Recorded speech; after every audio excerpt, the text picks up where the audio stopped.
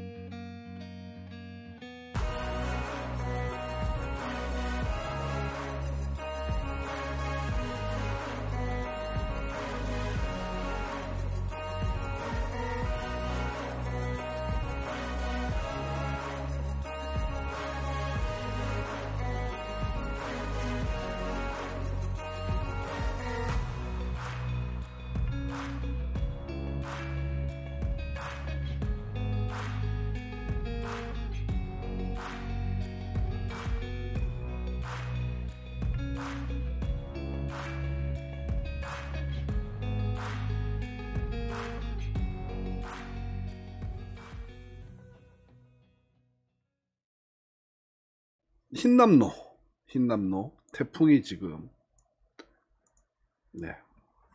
태풍이 지금 올라오고 있죠.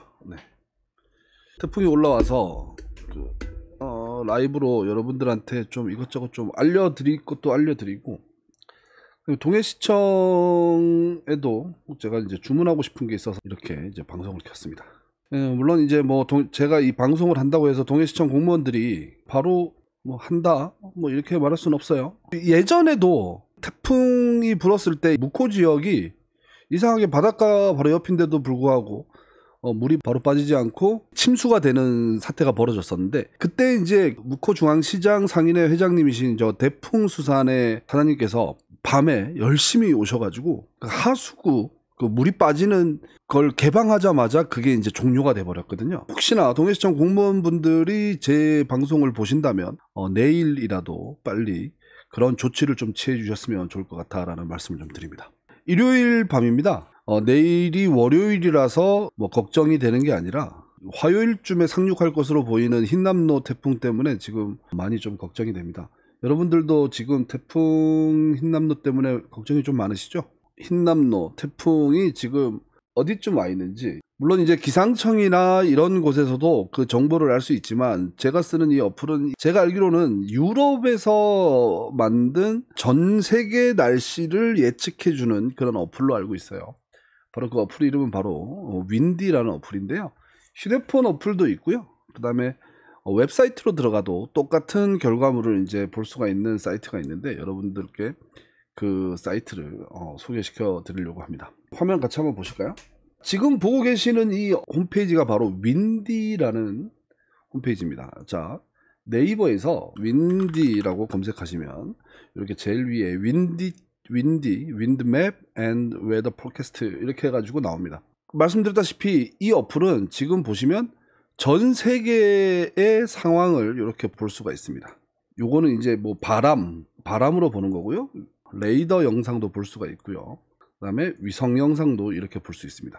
전 세계적으로 구름이 어떻게 돼 있고 이렇게 볼 수 있죠. 자, 그러면 우리 대한민국 쪽으로 한번 볼까요? 지금 현재 태풍의 위치고요. 요 밑에 보면 플레이 버튼이 있습니다. 이 플레이 버튼을 누르면 이 날씨가 예측이죠. 예측. 어떻게 변화하는지 보여줍니다. 한번 보실게요.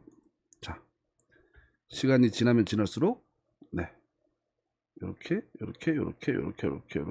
지금 움직이는 거 이렇게 보이시죠? 자, 근데 이렇게 보이시는데 바람으로 놓고 보면 더 길게 이 예측을 볼 수가 있습니다. 자, 그러면 윈디에서 예측 예측한 이 태풍의 움직임을 보시겠습니다. 움직이죠? 네, 위로 움직입니다. 자, 좀 더 크게 한번 보실까요? 이렇게 크게도 됩니다. 자, 크게 이렇게 해서 여기에 이제 1시간, 2시간 단위로 이렇게 움직입니다. 자, 지금 이렇게 와서 자, 보시면 자, 지금 이 윈디에서 예측하기로는 여기 보면 여기 나와 있습니다. 화요일 12시에 여기 지금 제주에 태풍의 눈이 초근접하게 됩니다. 자, 더 보실게요. 자, 이렇게 해서 화요일 오전 6시에 여기 보면 태풍의 눈이 지금 여기 있죠? 네. 사량 여기가 경남 사천 통영 요쪽 부근에 있는 앞바다 쪽으로 태풍이 들어오는 것 같습니다. 자, 그 다음에 계속 보겠습니다. 그런데 제가 여기서 이제 여러분들한테 말씀드리고 싶은 부분은 바로 이 부분입니다. 우리 영동 지방에는 우리가 궁금한 건 지금 영동이잖아요. 그런데 지금 이 윈디가 나타내고 있는 바람의 방향을 잘 보셔야 됩니다. 우리는 이쪽에 이제 백두대간, 이제 옛날 저희가 이제 어릴 때는 배울 때는 태백산맥이라고 배웠지만 태백산맥이 아니고 백두대간이라고 하는 게 맞답니다. 여기에 이제 백두대간이 있어서 주로 조금 좀 위험한 상황은 동쪽에서 바람이 들어와서 우리가 팬 현상이라 그러죠. 팬 현상, 우리가 산이 높으니까 고도가 높아지면서 그걸 단열 팽창이라고 합니까? 단열 팽창 뭐 이런 게 되면서 여기다가 우리 바다 쪽, 우리 이 동해안 평지 쪽에다 비를 뿌리는 상황인데요. 지금 이 윈디를 보시면 자, 지금 태풍이 여기 그 통영 그다음에 사천 요쪽에 왔을 때 바람의 방향을 한번 보십시오.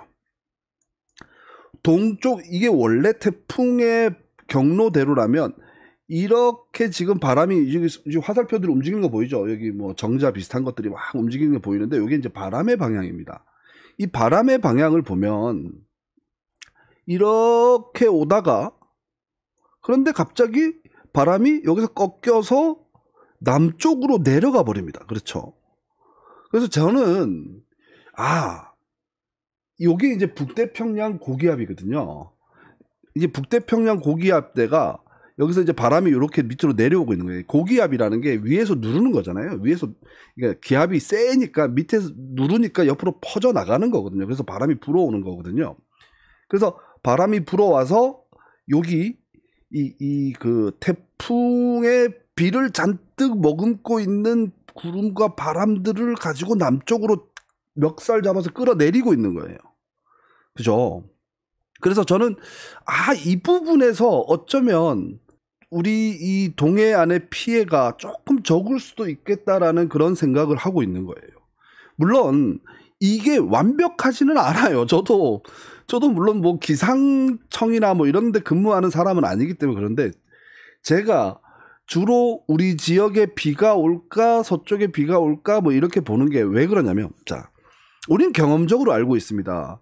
서쪽에서 바람이 불어와서 수도권에 눈이 내리거나 영서 지역에 눈이 내리면요, 우리 영동 지방에는 눈이 내리지 않죠. 근데 반면에 봄에 동쪽, 북동쪽에서 바람이 불어서 우리 동해안 쪽에 눈이 내리면 영서 지역은 눈이 내리지 않습니다. 이게 팬 현상이죠. 그렇죠. 그래서 그런 경험적인 측면을 보는 겁니다. 동쪽에서 바람이 닥쳐서 우리 산 쪽으로 바람이 넘어가면 팬 현상 때문에 비가 많이 온다. 그러면 지금 이 모델에서 보면, 이 윈디 모델에서 보면 지금 우리가 사천 쪽으로 접근했을 때 우리 동해안 쪽에서 부는 바람은 동쪽에서 불어오는 동풍이 아니라 북쪽에서 불어오는 북풍이 지금 내리치고 있잖아요. 이렇게 되면 우리 지형적인 특성 때문에 나타나는 팬 현상이 적어진다는 겁니다. 물론 그렇다고 해가지고 비가 안 오냐? 그건 아닙니다. 비가 오긴 오지만 덜 온다. 저는 그렇게 예측하고 있거든요. 잠깐만 이제 한번 조금만 더 이동시켜 볼까요? 태풍을. 자, 여기서 탁 점프했는데 이거 지금도 보십시오. 지금 태풍의 눈은 포항 쪽에 가 있습니다. 지금 이 포항 쪽으로 간 것도 우리 그 기상청에서 예측하고 있는 것과 거의 비슷합니다. 포항 쪽으로 가는 게.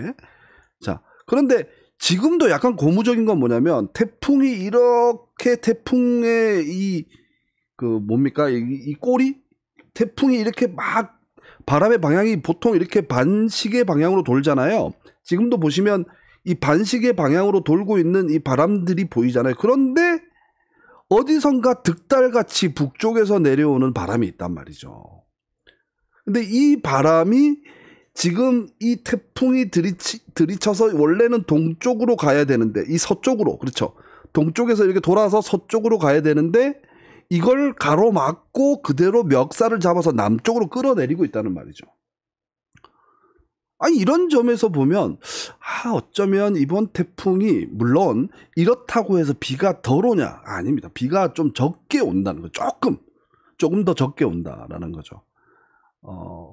저는 물론 그 제 방송을 전적으로 믿으시고 뭐 준비를 게을리 하시거나 소홀하시거나 그러면 절대 안 돼요. 저도 이제 내일이 되면 뭐 컴퓨터나 아니면 주요 기기들을 높은 곳으로 다 올려버릴 겁니다. 지금 이쪽도 제가 저번에 한번 침수가 된 적이 있어가지고 저도 안전하지는 않거든요.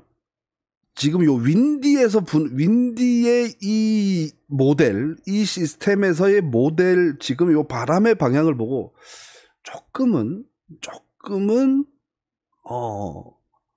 이게 맞다면, 지금 이 윈디에서 지금 보이는 이런 바람의 움직임이 맞다면 조금 한시름 좀 덜어도 되지 않나 라고 그렇게 생각합니다. 물론 지금 보시면 이 공기의 움직임이, 이게 속도가요 태풍의 속도랑 거의 맞먹죠. 그래서 비 피해보다는 바람 피해가 조금 더 심각할 것 같은 느낌적인 느낌은 들어요. 그래서 지금 포항 쪽에서 이제 바다로 나가는데요. 자, 바다로 나갔을 때도 지금 이 바람의 방향은 여전히 북쪽에서 남쪽으로 나오고 있죠. 그러니까 태풍이 이렇게 돌다가 일로 갔으니까, 그렇죠? 위로 올라갔으니까 이제는 남쪽이죠. 그러니까 태풍이 이렇게 올라오면 이렇게 도니까 우리 동해시에 약간 밑쪽에 있을 때 바람이 방향이 이쪽이잖아요. 그렇죠? 동쪽. 그죠? 이게 말로 설명하기가 되게 힘드네요. 어쨌든 바람의 방향으로만 보면 어떤 비 피해는 조금 덜하지 않을까라는 이 비전문가, 저는 참고로 문과입니다. 참고로 문과예요. 그러니까 문과의 말을 전적으로 믿지는 마시고, 그래도 어느 정도 일면 제 말이 약간은 타당할 겁니다. 그래서 이 윈디 모델을 보면 조금 괜찮을 것 같기도 한 느낌적인 느낌이 있어요. 지금 우리 그 태풍 빠져나가면 보십시오. 자, 여기서 한 클릭 더 나가면, 자, 이거 보십시오. 우리가 보통 이제 태풍이 우리 지역을 싹 지나가고 나면은 우리 지역에는 뭐 바람만 조금 불고 비도 잘 안 내리죠. 그 이유가 바로 여기에 있습니다. 보십시오. 지금 이렇게 지나가고 나면 우리 이 태풍이 이렇게 돌기 때문에 바람의 방향이 북서쪽 방향이 돼버리잖아요. 서쪽에서 불어오잖아요. 그렇죠? 서쪽에서 불어오면 우리 동해안 지역에는 그다지 큰 비가 내리진 않습니다. 약간 하늘이 어둑어둑한 그 정도에 불과하지 비 피해가 발생하진 않잖아요. 비가 내리진 않잖아요. 그러니까 이 바람의 방향이 상당히 중요합니다. 이 바람의 방향이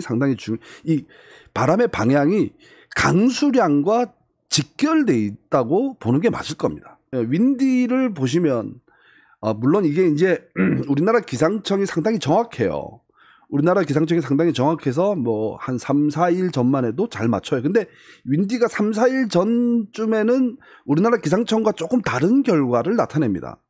그런데 이 윈디도 바로 전이나 바로 한 이틀 전, 3일 전이 되면 우리 기상청과 거의 비슷한 경로를 나타냅니다. 그렇게 되면 그때부터는 참고할 만하죠. 이런 앱을 가지고 보시면 우리 이 태풍이 어떻게 좀 피해를 크게 입힐까 적게 입힐까를 어느 정도 예측할 수 있다는 것이죠. 루사 경로 한번 보실까요? 루사의 경로예요. 루사의 경로를 보시면 이렇게 와서 자, 태풍의 이거는 반시계 방향으로 돌고 있다고 보십시오. 자, 여기 왔어요. 그러면 자, 태풍이 어디로 돕니까?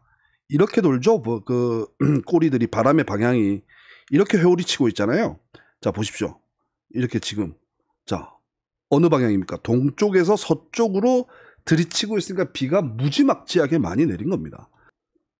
마이삭 때도 피해가 좀 컸죠. 그것도 보십시오. 이거 보세요. 자, 이렇게 해서 강릉으로 가죠.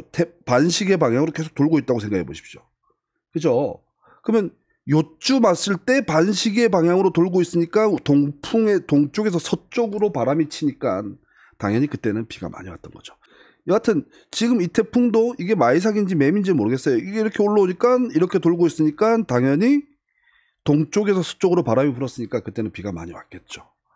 그러니까 이게 이렇게 되는 겁니다. 우리가 이 태풍을 볼 때 태풍이 오니까 위험하겠다가 아니고 태풍을 볼 때 태풍이 어디로 움직이는데 그때 바람의 방향을 잘 보면 피해를 어느 정도 예측할 수 있습니다. 그런데 너는 전문가도 아닌데 너가 왜 이런 태풍의 경로나 뭐 이런 거를 너가 얘기하느냐. 왜냐면요. 지금 우리나라의 대부분의 일기예보는 태풍이 상륙하는 제주, 부산, 뭐 통영, 여수, 그다음에 서울 여기에 초점이 맞춰져 있잖아요. 그런데 우리 지역의 날씨를 누구 하나 명확하게 이야기해 주는 사람은 없단 말입니다. 그렇죠? 그러면 우리가 기존의 상식들을 가지고 생각해 보면 요런 정보만 있다면 우리도 어느 정도 태풍이나 날씨나 기후에 관한 해석을 우리도 할 수 있다라는 것이죠. 이게 이 모델이 맞다면 윈디닷컴에서 이게 지금 보여주고 있는 이 바람의 모델이 맞다면 아마도 우리 동해시는 조금 희망적인 예측을 좀 해도 괜찮을 것 같다라는 그런 생각을 좀 한번 해봅니다. 희망적인 예측은 희망적인 예측에 불과한 거고 예측은 예측일 뿐이고 대비는 대비여서 다른 겁니다. 대비는 대비대로 열심히 하고요. 오늘 그 중대본에서 보니까 본부장이 나와서 이제 한 말 중에서 태풍이 우리에게 영향을 미치는 시간은 약 한 12시간 정도 된다고 합니다. 아주 길면 12시간이라고 합니다. 그 12시간만 우리가 불편하면 됩니다. 자, 내가 있어도 할 수 있는 일이 있고 할 수 없는 일이 존재하지 않습니까? 우리 인간이 아무리 대단해도 우리 자연 앞에서는 상당히 작은 존재죠. 그러니까 굳이 자신이 할 수 없는 일을 해결하려고 하지 말고 그 무엇보다도 중요한 목숨을 챙기는 것이 좋지 않을까 그렇게 생각합니다. 자, 저는 이렇게 할 겁니다. 첫 번째, 저는 차에다가 아주 중요한 아주 고가의 그런 걸 다 실어가지고 고지대로 옮겨 놓을 겁니다. 일단은 내일 저녁에 옮겨 놓을 거예요. 그 다음에 저는 가게 인근에 있는 하수도를 개방할 타이밍을 노리면서 재면서 비가 많이 오거나 또는 우리 주변에서 비가 많이 올 때 그 뚜껑을 바로 열 겁니다. 뚜껑을 열고 사람들이 혹시나 거기에 빠지지 않을까 싶어서 거기를 계속 지킬 겁니다. 제가 동해시청 공무원 분들한테 제가 한마디 좀 말씀을 좀 드리고 싶습니다. 요런 게 있습니다. 우리 길거리를 걷다 보면 이렇게 철판으로 덮여 있는 그런 배수구들이 있습니다. 우리 중앙시장 앞에도 배수구가 있어요. 그런데 평상시에는 거기를 닫아 놓습니다. 비가 오거나 이러면 그걸 뚜껑을 열어요. 그래서 이 배수구를 여는데 이게 상당히 위험합니다. 왜냐하면 열 때도 위험하고요. 그 다음에 열어놓고 거기를 누가 지키지 않으면 사람들이 무심코 걷다가 거기에 빠지면 사람 죽는 거예요. 그렇죠. 그런데 저는 이제 동해시청에 건의를 하고 싶은 게 있는데요. 한번 보시죠. 배수구가 이렇게 있어요. 우리 그 중앙시장 앞에도 배수구가 이렇게 있거든요. 근데 이게 이제 닫혀 있으니까 비가 내리면 여기 이제 물이 못 들어가요. 그러면 이 뚜껑을 열잖아요. 뚜껑을 열어놓으면 이만한 구멍이 하나 생기는 겁니다. 길에. 그렇죠. 그러면 상당히 위험하잖아요. 물도 들어가지만 위험해요. 근데 여기 또 그릴이 이렇게 있는데 그릴을 놔두면 될 거 아니냐. 근데 그릴을 놔두면요, 거기에 쓰레기가 잔뜩 떠내려오거든요. 그게 막혀요. 그러면 또 범람하는 겁니다. 자, 그러면 그릴도 다 제거해 놓은 상태이기 때문에 제가 위험하다는 거예요. 자, 동해시청 공무원 여러분, 이런 시스템을 한번 만들어 보면 어떻겠습니까? 옆에다가 이렇게 평상시에 이렇게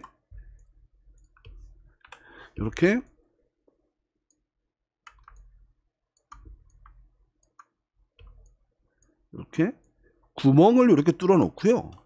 구멍을 뚫어 놓고 여기도 이렇게 이제 그 막는 장치를 해 놓고, 우리 중앙시장에 있는 상인분들 가게에다가 요런 봉 같은 거, 요런 봉 있죠, 봉.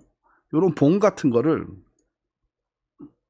4개를 만들어 가지고 요렇게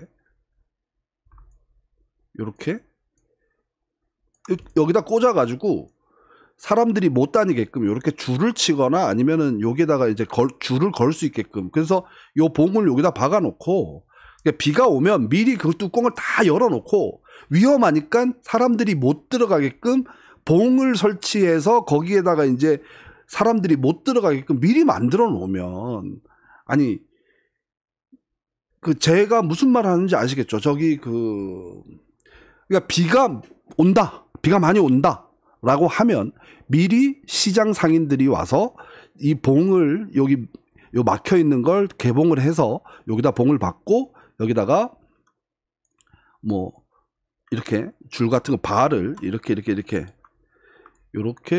세워 놓으면, 그쵸? 이렇게 사람들이 못 들어가게끔 이렇게 해 놓으면, 그죠?